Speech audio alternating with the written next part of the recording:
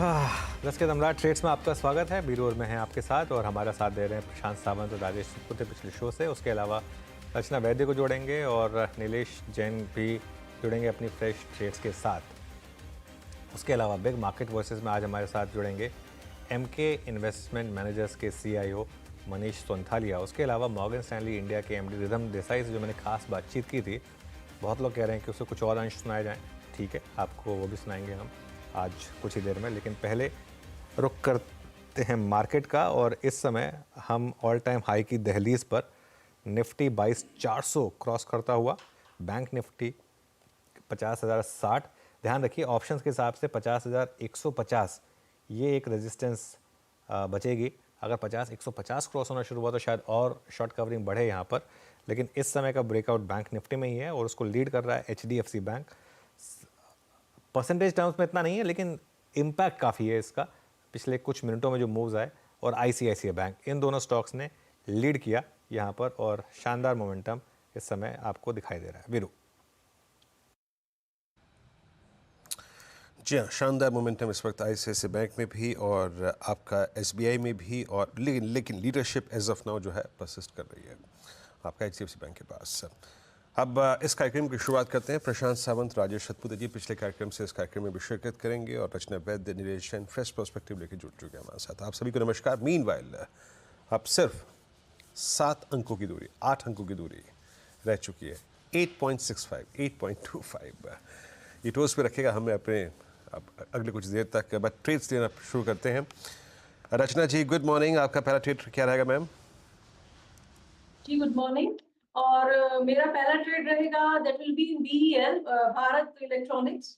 यहाँ पे बहुत ही टाइट कंसोलिडेशन हो रखा है और एवरेज से काफी नजदीक है प्राइस, तो बहुत बढ़िया सा ब्रेकआउट बन सकता दिख रहा है मुझे। और अगर हम यहाँ पे 288 के SL के साथ बाइंग करेंगे फ्यूचर्स में, तो ऊपर वाली साइड पे 295 एंड इवन 300 की तरफ ये जाता हुआ हमें बहुत जल्दी नजर आना चाहिए। तो BEL is a buy. And दूसरा जो मैं बाय देना चाहूंगी दैट इज PEL। तो PEL में यहाँ पे 860 के करीब प्राइस है। इंपॉर्टेंट रेजिस्टेंस को ऑलरेडी इसने टेक आउट करा है और ऊपर वाली साइड पे अभी नई स्पेस ओपन हुई है जो इस काउंटर को 890 की तरफ लेके जा सकती है। तो 890 का टारगेट और 850 का स्टॉप लॉस, इस तरीके से हम PEL को भी बाय करेंगे। तो PEL and BEL both are my stocks. आपका पिरामिड एंटरप्राइजेस 758 पे ट्रेड करता हुआ BEL एक तुकबंदी है यहाँ पर। हमारी दूरी है 10 अंकों की महज। और अगला ट्रेड पिक करते हैं। नीलेश जी गुड मॉर्निंग। नीलेश जी आपका ट्रेड आज का? मॉर्निंग वीरेन जी। बिल्कुल देखिए, खरीदारी पर ही फोकस है और सबसे पहले जो खरीदने की सलाह है वो है स्टेट बैंक ऑफ इंडिया में। तो SBI में निचले स्तरों से हमें काफी अच्छी रिकवरी देखने को मिली है और ये जो मोमेंटम है वो यहाँ से कंटिन्यू होता हुआ नजर आ रहा है। आज की सेशन में अगर हम बिल्डअप लॉन्ग साइड में देखें तो लगभग 3% का फ्रेश हुआ एडिशन भी हुआ है यहाँ पर।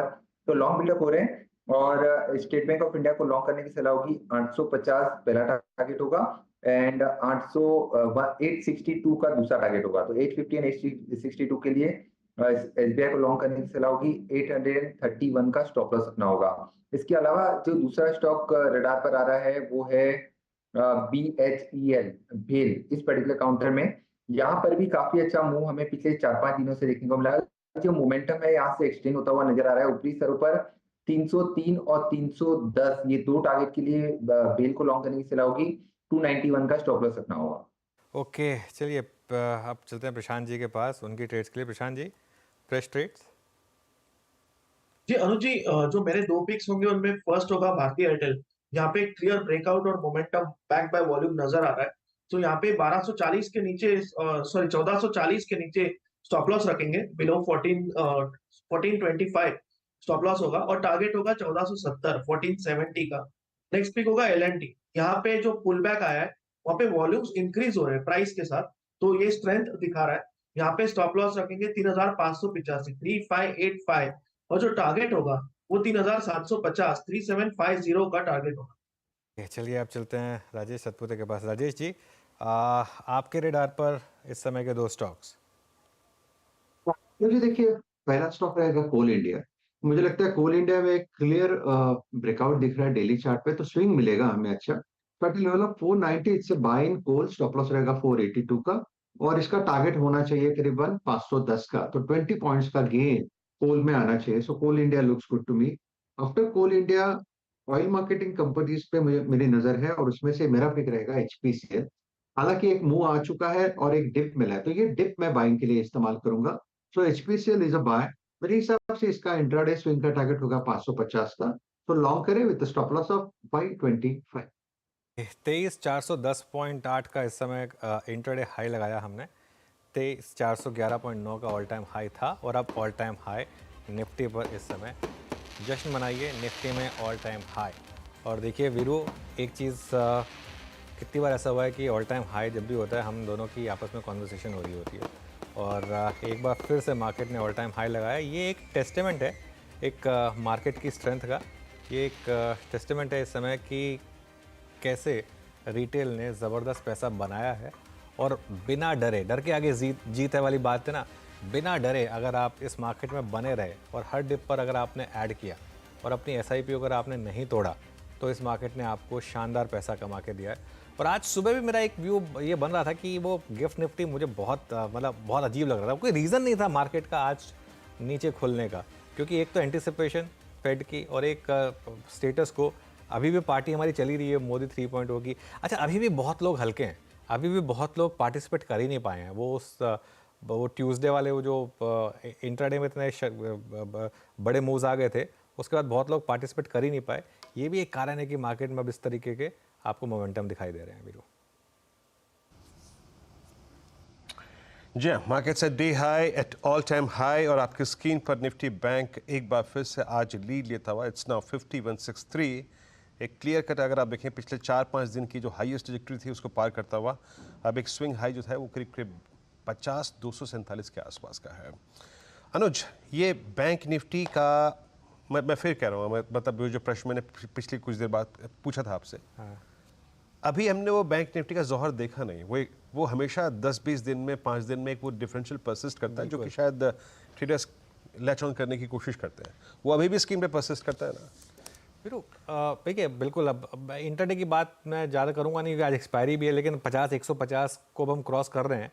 अगर टिक गए उसके ऊपर, एक चीज़ तो क्लियर है, मार्केट तैयार है ऑल टाइम हाई के ऊपर टिकने के लिए। ऑल टाइम हाई के ऊपर टिकने के लिए मार्केट तैयार है, ये एक मार्केट का मैसेज है। और टच वुड, फिंगर्स क्रॉस, आज होपफुली वो 2, 3, 4, 5, 6 भी हो जाए, तो एक एटलीस्ट वो बाधा भी निकले यहाँ से। लेकिन डिफरेंशियल जो है 51,100 का था आई थिंक बैंक निफ्टी पे ऑल टाइम हाई। मेरे ख्याल से इसी सीरीज़ में वो कैप्चर होना चाहिए, क्योंकि कोई रीज़न नहीं है बैंक निफ्टी का ऑल टाइम हाई नहीं हिट करने का। अगर निफ्टी ने हिट कर दिया और बाकी बड़े स्टॉक्स ने हिट कर दिया, तो बैंक निफ्टी को भी करना चाहिए। होपफुली इस सीरीज़ में होगा वीरू वो भी। अच्छा अनुज, थोड़ा सा अब ये बात करें ना, आई मीन अब ये सत्र कब से शुरू होगा उसका अगर आप देखें, 24 जून से 3 जुलाई तक हो सकता है जो सत्र का पहला अगर आप देखें अंश होगा। बजट प्रक्रिया शुरू हो चुकी है, मीटिंग्स शुरू हो जाएंगी। अब थीम क्या रखें? आई मीन आप 2 दिन में प्रधानमंत्री के जो निर्णय देखिए, इस सरकार के निर्णय देखिए, प्रधानमंत्री आवास योजना का दायरा बढ़ाना और किसान सम्मान निधि का रिलीज़ करना, एग्री कैपिटल गुड्स, ये थीम रहेगी क्या? वीरू, मैं एक चीज़ बताऊं, मार्केट में ना सबसे जो एक कॉमन चीज़ होती है ना, वो होती है जो चीज़ चल रही है उसी पर दांव लगाए आप। पिछले 5 साल में जो चला है ना, वही चलेगा, और वही PSUs, वही एग्रीकल्चर स्टॉक्स, वही ऑटो स्टॉक्स, वही 2 व्हीलर स्टॉक्स, वही सब चलेगा वापस। तो उसी पर फोकस करना है आपको, इसमें कोई डाउट नहीं। इनफैक्ट अगर नेक्स्ट गेस्ट जुड़ गए हमारे साथ, MK इन्वेस्टमेंट मैनेजर्स के CIO मनीष सुंथालिया, उनसे समझ लेते हैं। एक एस स्टॉक पिकर जाने जाते हैं, वो करीब 3 दशक का अनुभव भी है, उनसे समझते हैं कि मार्केट में यहाँ इस समय मौके कहाँ पर हैं। Manish ji, good morning. एक चीज़ तो क्लियर हुई इस मार्केट में कि रिटेल ने शानदार पैसा बनाया, और एक्चुअली इवन बड़े फॉल वाले दिन और पैसा आया मार्केट में। क्या ये मार्केट इसी तरीके से रीरेट होता रहेगा? क्या इन लेवल्स पर भी बाइंग के मौके हैं? देखिए अनुज जी, 35,000 करोड़ आपके म्यूचुअल फंड्स में आए हैं, तो एक चीज तो बिल्कुल साफ है कि पैसे बहुत इलेक्शन के कारण साइडलाइंस पर बैठे थे, और इलेक्शन वर्डिक्ट जैसे ही आया, आपने देखा एक massive jump mutual fund SIP में। तो ये सिलसिला मेरे हिसाब से कोई रुकने वाला तो है नहीं। और जो कंटिन्यूटी पॉलिसी रिफॉर्म्स है, उस पर भी एक जो अनसर्टेनिटी था वो चला चला गया। सो मोदी 3.0 100 दिन का जो एजेंडा है उसकी काउंटडाउन शुरू हो गई है। आपके बजट फर्स्ट वीक ऑफ जुलाई में आने वाले हैं। आई थिंक कंजम्पशन भी थोड़ी बहुत लाइमलाइट में जरूर आएंगे। इन्वेस्टमेंट्स रिलेटेड थीम तो चल ही रहे थे।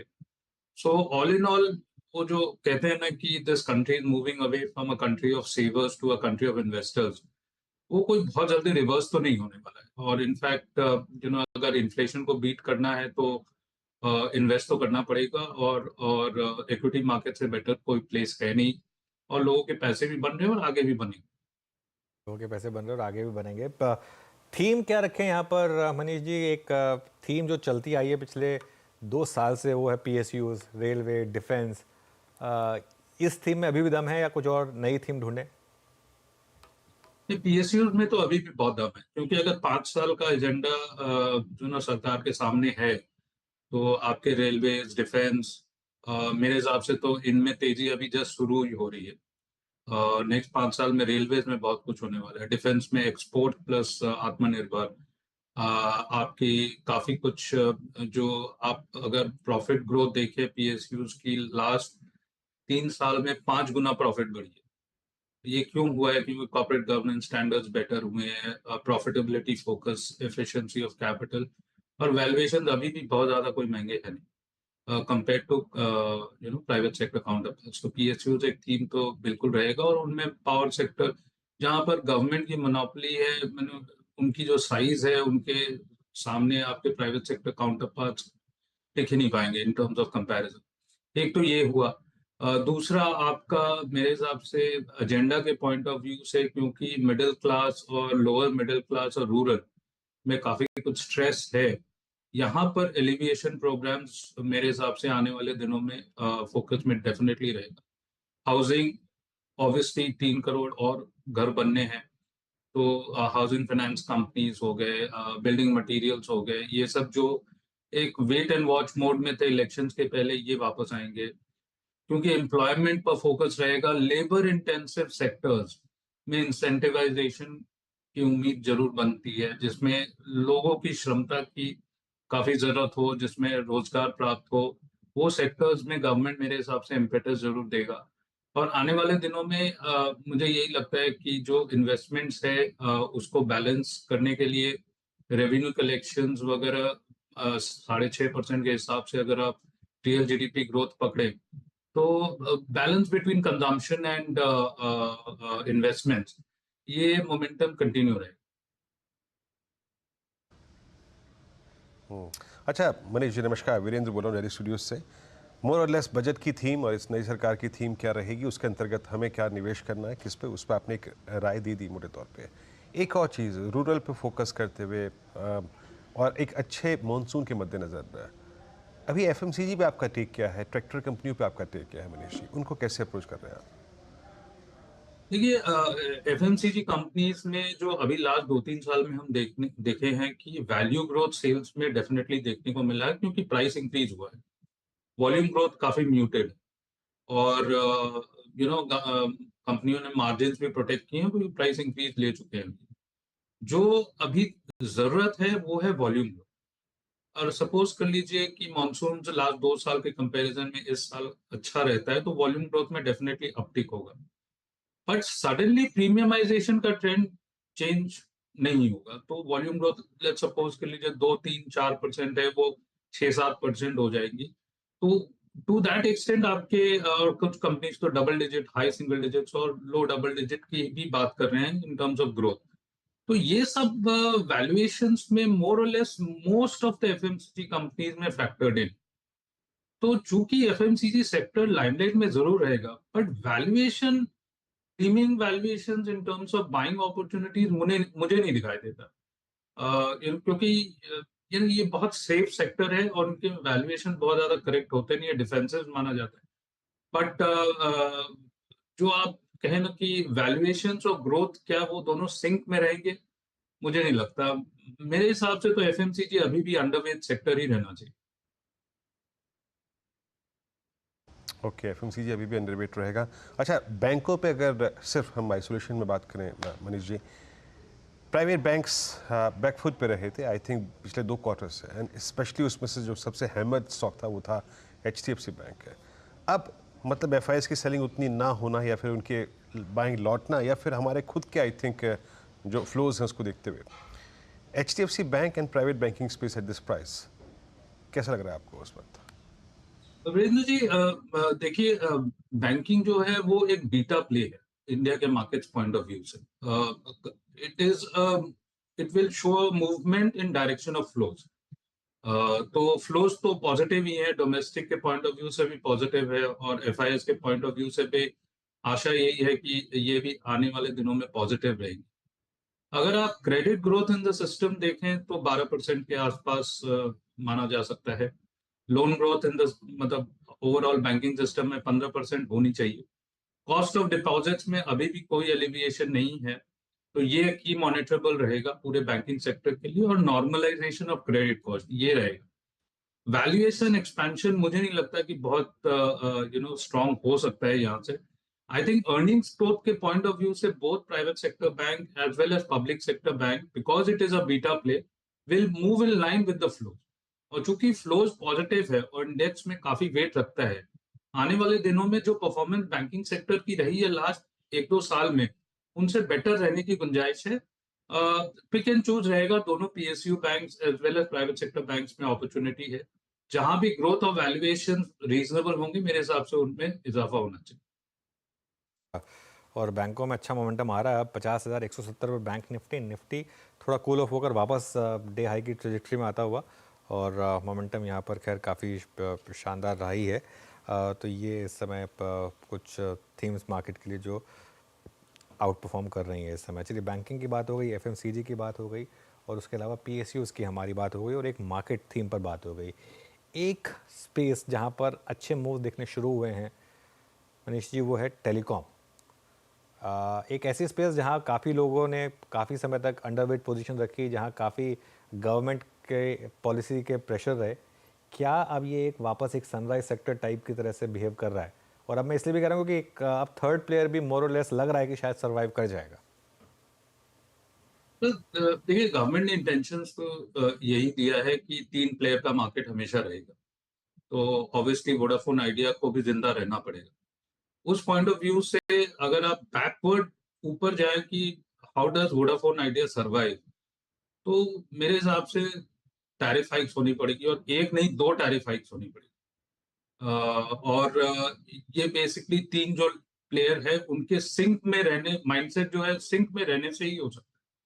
क्योंकि अगर एक प्लेयर ने टैरिफ इंक्रीज कर दिया, दूसरे ने नहीं इंक्रीज किया, तो फिर ये टैरिफ इंक्रीज सस्टेन नहीं हो पाएगा, और फिर movement of subscribers from one player to the other होगा।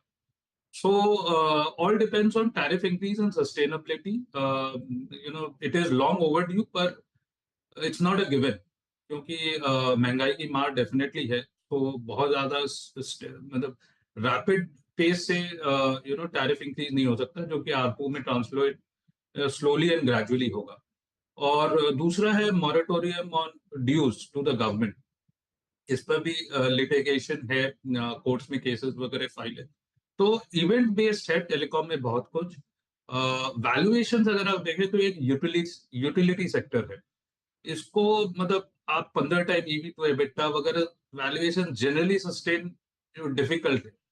बट अगर ये 10 टाइम ईवी टू एबिटा में सेक्टर के मेजर प्लेयर्स अवेलेबल होते, तो टू दैट एक्सटेंट इनमें पैसे जरूर बनेंगे। और it is a wait and watch, keep an eye on news flows, keep an eye on ये जो लार्ज प्लेयर्स है कि कब और कैसे टैरिफ इंक्रीज करते हैं, और कैसे वो टैरिफ इंक्रीज अब्सॉर्ब हो जाते हैं। और spectrum option plus your court case के जो वर्डिक्ट है ऑन लीगल ड्यूज, ये सब बहुत कुछ डिपेंड डायरेक्शन देंगे इस सेक्टर को। चलिए, तो ये बात हो गई टेलीकॉम सेक्टर की। अच्छा, लार्ज कैप स्पेस में एक ही मिसिंग पीस इन पजल है, वो है आईटी, लार्ज कैप आईटी। क्योंकि अभी भी थोड़ी अनसर्टेनिटी है, लेकिन जिस तरीके से फेड की कमेंट्री रही है, जिस तरीके से यूएस में डेटा पॉइंट्स आ रहे हैं, क्या यहाँ पर बॉटम बन चुका है और क्या यहाँ पर थोड़ी आउट परफॉर्मेंस इस साल स्ट्रैटेजी के लिए गुंजाइश है या नहीं है? देखिए, sector rotation point of view से डेफिनेटली जो कैपिटल गुड स्पेस है वो before the actual numbers are delivered बहुत कुछ ग्रोथ प्राइसिंग कर रहे हैं, और जो अंडर परफॉर्मेंस आपके आईटी स्पेस में रही है बहुत कुछ नंबर्स में प्राइस्ड इन है, और आगे जाने वाली ग्रोथ अभी तक प्राइस्ड इन नहीं। कहने का ये मतलब है कि आईटी स्पेस में करेक्शन काफी हो गई है, और ग्रोथ की visibility because of order intake और टीसीवी कंपनीज की आ रही हैं, और जो मैक्रो हेडविंड्स है, डिस्क्रिशनरी स्पेंड में जो अनसर्टेनिटी है, वो मेरे हिसाब से second half of this fiscal year और early first half of next fiscal year ये आपके ग्रोथ में दिखने को मिल जाएंगे। So on a Y Y basis 2025 second half or and first half of FY26 will definitely be better when you compare it on a YY basis. और valuation definitely काफी suppress हो चुके हैं, तो बहुत ज्यादा यहाँ से वैल्यूएशन गिरने की गुंजाइश नहीं, और यहाँ से ग्रोथ आने की ही गुंजाइश है, जो कि आईटी सेक्टर को बेसिकली एक टेलविंड सेक्टर के रूप में देखा जा सकता है next second half of the year के पॉइंट ऑफ व्यू से, क्योंकि बुक टू बिल अभी भी काफी स्ट्रांग है, और अगर आपके पास ऑर्डर आए हैं तो उनको एग्जीक्यूट आपको करने पड़ेंगे। Second half of this fiscal और फर्स्ट हाफ ऑफ नेक्स्ट कहां से ग्रोथ आती है वही देखने वाली बात है, और उसका लीडिंग इंडिकेटर आपको हायरिंग ट्रेंड से देखने को मिलता है। अभी तक हम देख रहे हैं कि हायरिंग बहुत ही सप्रेस्ड है, बट आने वाले दिनों में जो भी जो हायरिंग कंपनीज है उनके कमेंट्री अगर सुने तो आईटी सेक्टर में हायरिंग ट्रेंड की अपटिक अपने को देखने को मिले। ओके, अच्छा मनीष जी, अभी जब अनुज ने आईटी पे प्रश्न पूछा तो मेरे जहन में ये भी आया कि एक और ऐसा सेक्टर जिसका सरोकार ग्लोबल सेटअप से होता है, उसमें मेटल्स भी परसिस्ट करते हैं, और मेटल्स में इस बार सबने पैसा बनाया, चाहे वो ट्रेडर्स हों, चाहे वो कमोडिटी ट्रेडर्स हों या फिर इन्वेस्टर्स हों। मेटल्स में क्या करना चाहिए? क्या रीजनेबल अप्रोच क्या होनी चाहिए? क्या प्रॉफिट्स को यहाँ पे कैश में कन्वर्ट करना चाहिए अगर आप पैसा कमा के बैठे हैं? Each class, I mean ferrous, non ferrous? नहीं, देखिए, मेटल्स में तेजी बनी रहेगी, क्योंकि FY25 में जो अर्निंग्स ग्रोथ है इंडेक्स की, उसमें एक बहुत बड़ा कंपोनेंट आपका मेटल्स का रहेगा। और आप ये मान के चलिए कि चाइना अभी भी स्लो है, चाइना स्लो है तब मेटल के प्राइसेस ये है। 1-2 साल में जब चाइना ग्रोथ मोड में आ जाएगा तो ऑब्वियसली हम जानते ही हैं कि मेटल सेक्टर में almost 50% on any metal is basically produced and consumed in China. So from that point of view अगर मेटल की ये प्राइसेस है तो आने वाले दिनों में मेटल्स एंड माइनिंग स्टॉक्स में डेफिनेटली तेजी बनेगी, और पूरी तरह वैल्यूएशन कैप्चर नहीं हुआ है। इंडिया की खुद की ग्रोथ और कैपिटल इंटेंसिव अगर हम ग्रोथ बात कर रहे हैं, इन्वेस्टमेंट रिलेटेड टीम्स की बात करें, तो मेटल्स का एक बहुत बड़ा योगदान डेफिनेटली है in terms of volume growth. How tariffs play out, green tax and all of that, वो हमें देखना पड़ेगा, but all in all metal sector, क्योंकि FY25 में ग्रोथ रहेगा इंडेक्स के पॉइंट ऑफ व्यू से, metal sector will be in the limelight, should be as one of the themes to be bought. Manish ji, बहुत बहुत शुक्रिया। विस्तार से आपसे आज हर सेक्टर पे बात हुई और बजट थीम पे बात हुई सर। बहुत बहुत शुक्रिया इस कार्यक्रम में शामिल होने के लिए और अपनी राय रखने के लिए। Have a nice day sir. अब एक काम करते हैं, आपको उस खास दिलचस्प और एक महत्वपूर्ण इंटरव्यू के कुछ अंश सुनाते हैं। जी हाँ, CNBC आवाज़ के मैनेजिंग एडिटर अनुज सिंघल के साथ खास बातचीत हुई मॉर्गन स्टैनले इंडिया के रिदम देसाई के साथ। इस NDA की जीत को, नई सरकार की अगर आप देखें कि फॉर्मेशन के बाद बाजार पे उनका आउटलुक, किस सेक्टर पे वो काफ़ी बुलिश हैं, इस पूरी निवेश की थीम को समझिए। आइए इस खास इंटरव्यू के कुछ दिलचस्प जो अंश हैं उनको सुनते हैं।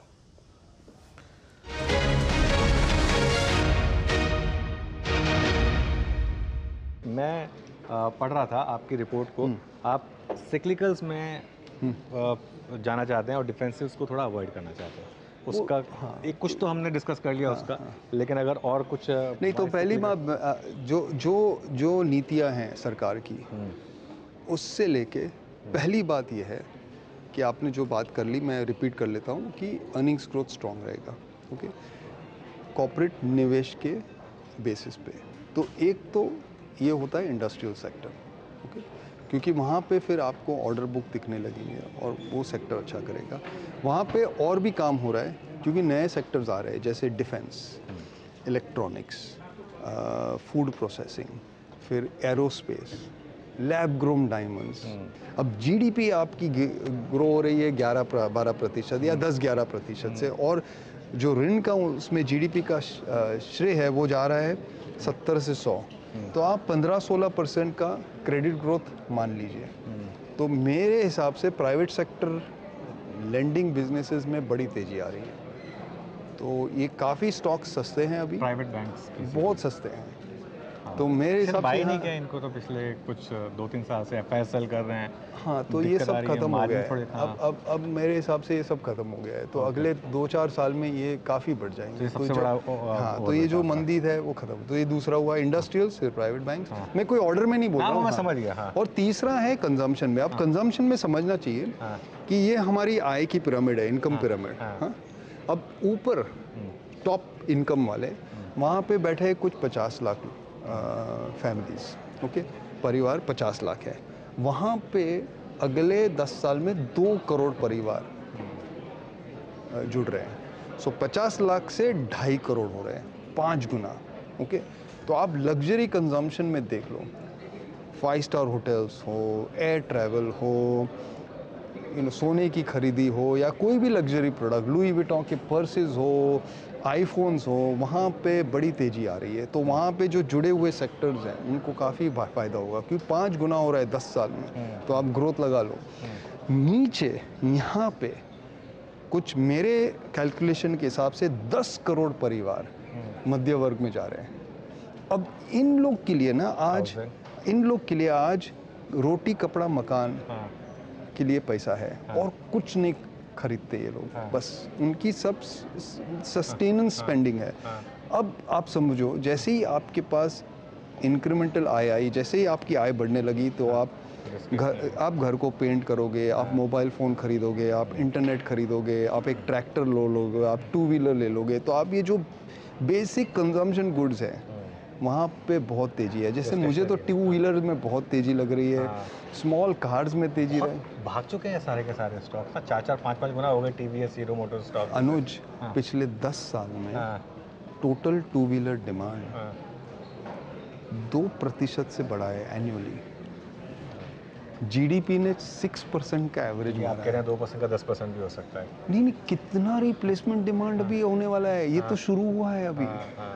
तो आप इसको शेयर, जैसे मैंने कहा था कि मार्केट बेवकूफ़ नहीं है, मार्केट को दिख रहा है कि ग्रोथ आ रहा है, तो ये मुझे लग रहा है इसमें बहुत अभी बाकी है। तो कंजम्पशन में ना दोनों जगह पे तेजी है। और एक और चीज़ मैं देख रहा हूँ, आप बैंक्स पे भी ओवरवेट है, आईटी पे भी ओवरवेट है। हाँ, इसका क्या कारण है? नहीं, आईटी पे सिक्लिकल कॉल है, क्योंकि हमें लग रहा है कि यूएस इकोनॉमी, आपने पिछली बार कहा था कि वो रिसेशन प्राइस दिन है, रिसेशन तो आया ही नहीं, तो स्टॉक्स ने तो खैर बॉटम लगा दिया तभी। बस तो वो मुझे लग रहा है कि अभी थोड़ा ग्रोथ एक्सेलरेट होगा, ऑर्डर्स इनकी बढ़ेगी, और उसके अंदर भी जो इंजीनियरिंग R&D कंपनीज है ना, वहाँ पे बहुत बड़ा डिमांड आने वाला है, क्योंकि बहुत सारा इंजीनियरिंग का काम इंडिया को शिप होने वाला है। तो उनके यहाँ ना उनकी जो वेतन है इंडिया की तुलना में बहुत ज़्यादा है, और अमेरिका की कॉर्पोरेट सेक्टर को आज मार्जिन्स बढ़ाने हैं, तो वो इंडिया आ रहे हैं बड़ी मात्रा में। तो बहुत इसमें इकोनॉमी को भी फ़ायदा होगा और सेक्टर को भी होगा।